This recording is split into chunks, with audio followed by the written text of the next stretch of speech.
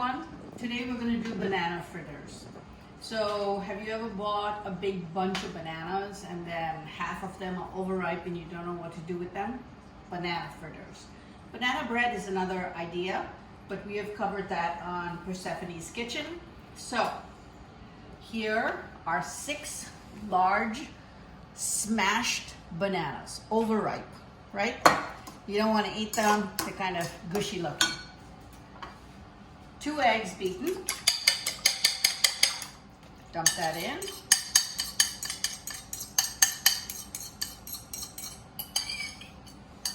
Now, this is going to be a little liquidy, as you can see.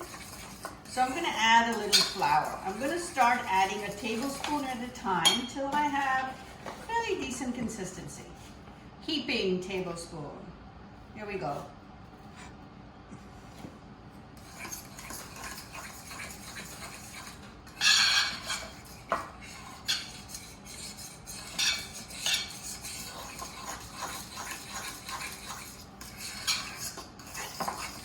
Maybe one more will do it. So let's try that.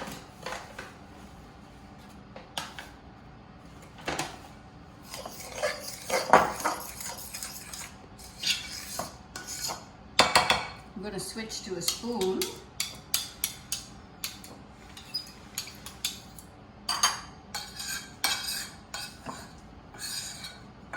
And in the meantime, I have a pan heating on the stove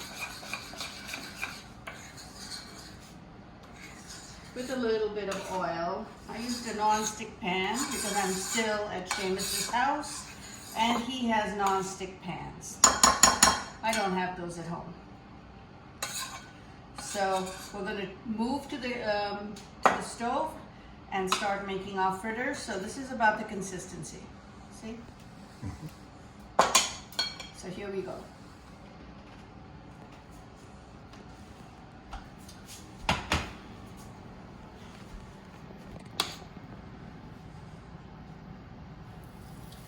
Now you don't want the stove to be set too high. He has an induction top, so I'm going to set that at about 7. This spoon is a little small. I'm going to run over and get a bigger one.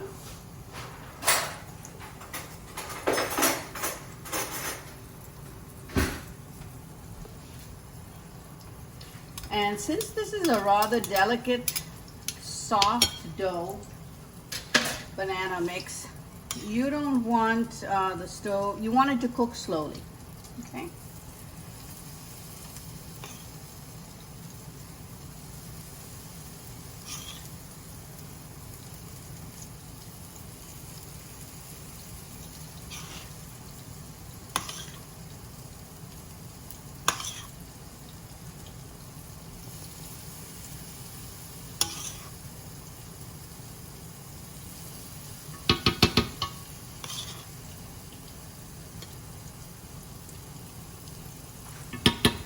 So we will come back in a few minutes after they are brown.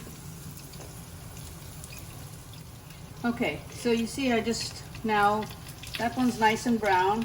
You just flip them over and you let the other side brown. Slowly, takes a little while, just be patient.